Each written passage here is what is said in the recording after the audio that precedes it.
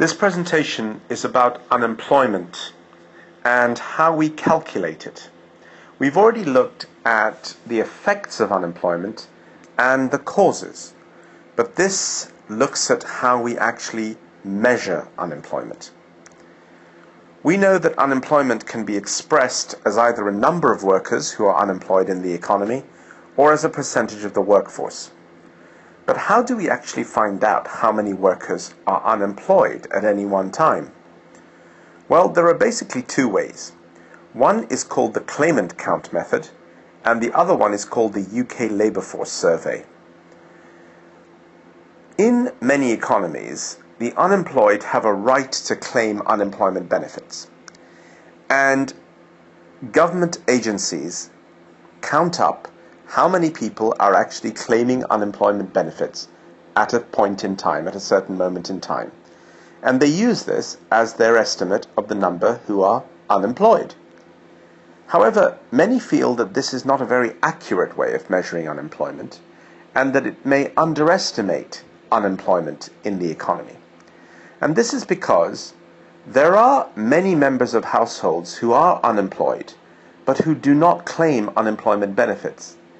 And this is because they have other members of their household who are working, and therefore they do not need to claim the money that's available to them from the government. And so it is likely that the claimant count may underestimate the number of people who are actually unemployed, because it relies on measuring only those people who are claiming unemployment benefit. Therefore, a better method is really needed. And the UK labour force survey is seen by many people as a better method. This is actually a sample taken of the workforce, both unemployed and employed members of the workforce.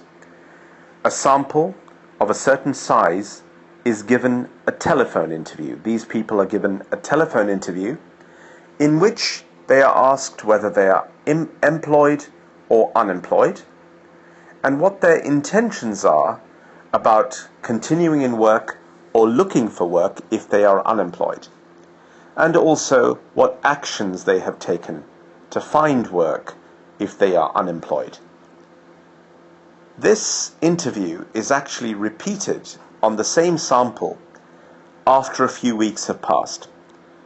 And this is the basic technique of collecting information based on a sample of the workforce. Many feel that this provides a more detailed data about changes in the labour force, and they feel that it provides a more accurate estimate of the number of people who are actually unemployed at any one time. So therefore, we have looked at ways of actually calculating the number of workers who are unemployed. And it is obvious from this presentation that it is impossible to arrive at an exact number, and that our number for unemployment is always going to be an estimate. A, because it's quite difficult to measure, and B, because this number is always changing and therefore never constant long enough to give a really accurate figure. But modern methods such as the UK labour force survey are probably given a figure which is accurate to within 1 or 2% of the actual number.